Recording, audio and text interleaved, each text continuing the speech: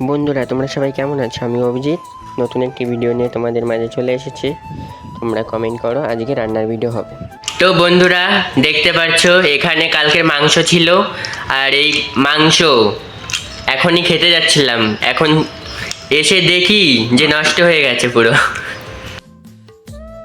এখানে দেখতে পাচ্ছ যে আলুগুলো আছে সব কেটে নেওয়া হয়ে গেছে। তারপরে যে মশলাপাতি যা আছে আনাজ পানাজ সেগুলো সব ছাড়িয়ে নিয়েছি, লঙ্কা, টমেটো। তারপরে মিক্সার বাটিটা ধুয়ে নেব। দেখতে পাচ্ছ এখানে জল দিয়ে ধুয়ে নিয়েছি মিক্সার বাটিটা।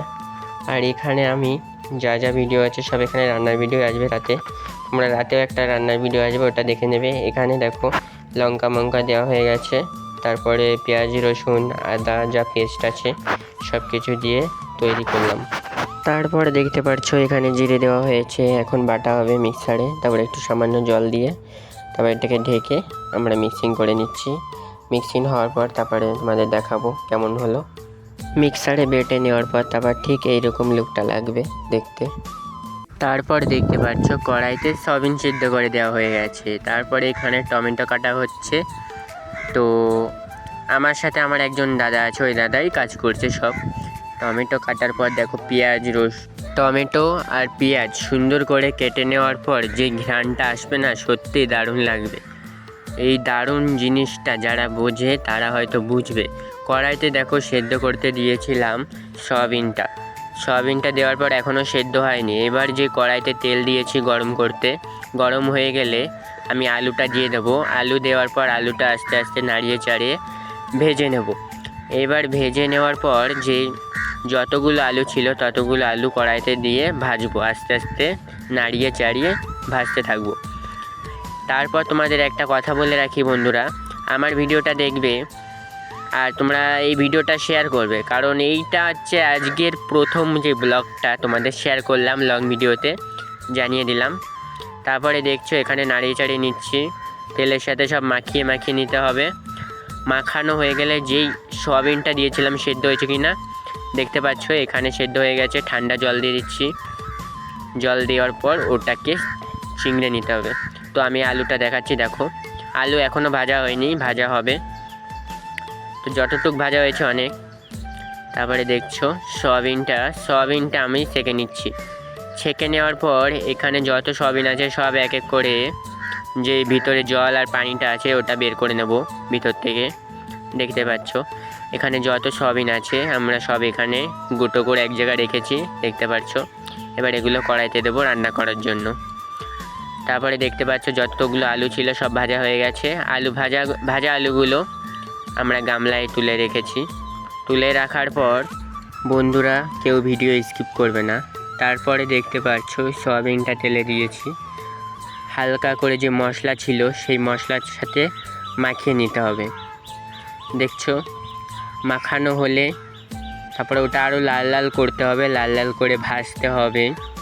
ভাজা হয়ে গেলে সুন্দর একটা ঘ্রাণ আসবে, তোমরা দেখলেই বুঝতে পারবে ঘ্রাণটা দারুণ বেরোবে।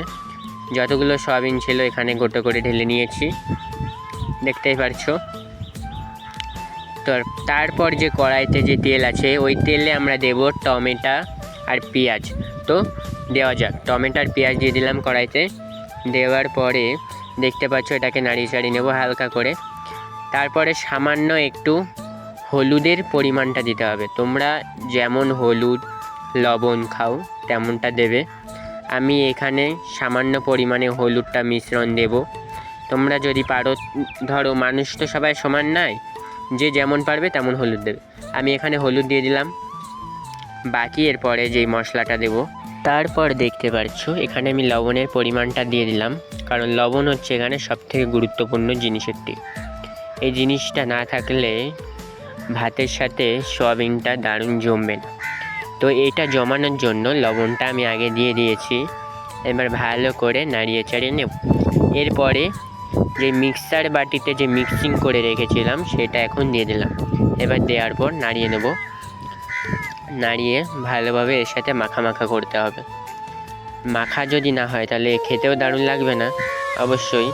তো এটা মাখা করে নিচ্ছি আস্তে আস্তে, আঠা করে রাখতে হবে। আর এই মাখা করতে হবে এমনভাবে যাতে ভিতরে লেগে না থাকে, বুঝেছো বন্ধুরা?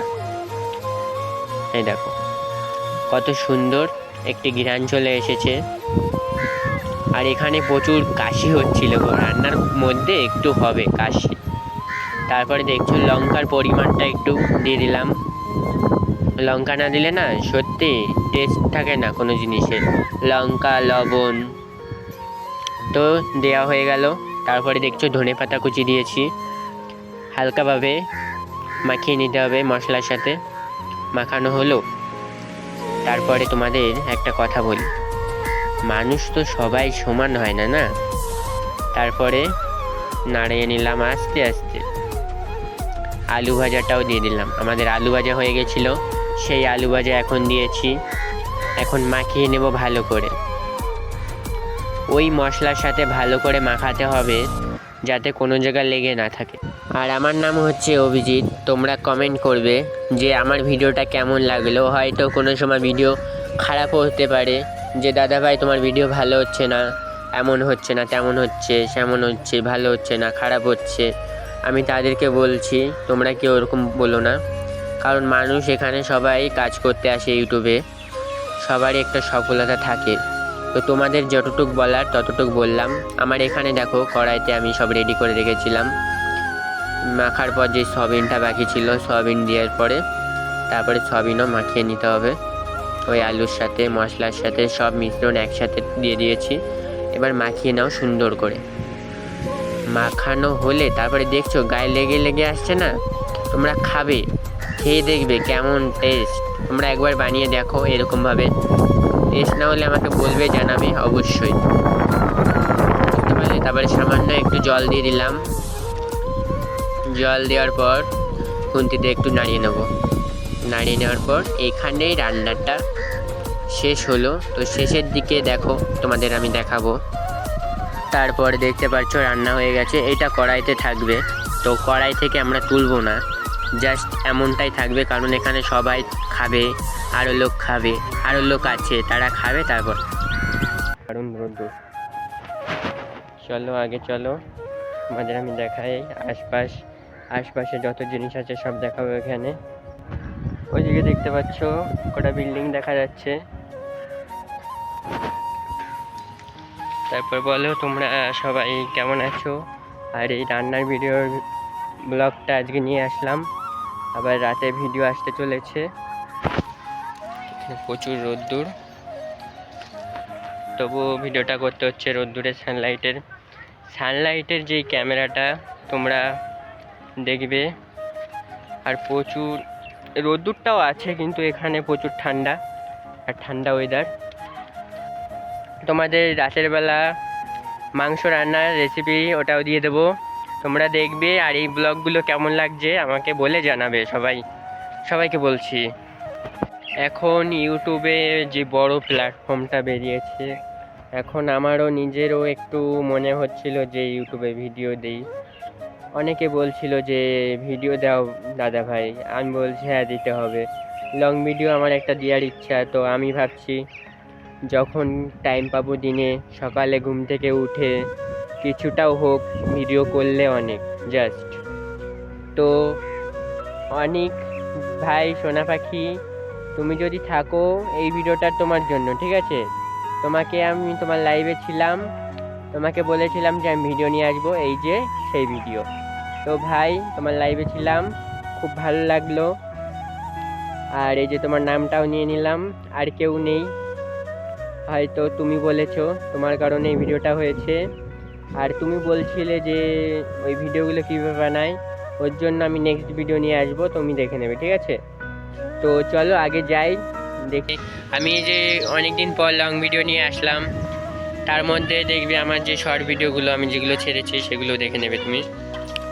তারপরে যে নতুন কিভাবে ইউটিউবের ক্যাটাগরি, ওইগুলো তুমি হয়তো জানো, তুমি আমাকে বলেছিলে লাইভে কিভাবে ক্যাটাগরি দিতে হয়, সেগুলো তোমাকে আমি দেখিয়েছিলাম। তো ভাই অনেক খুশি হলাম, তুমিও এগিয়ে যাও। আমার মতন বলে না, তুমিও আগো, আমিও চাই তুমিও এগোতে থাকো। আর সবারই একটা ইচ্ছা আছে, স্বপ্ন পূরণ আছে যে ইউটিউবে কাজ করে এগোনো, কিন্তু অতটাও সহজ নয়।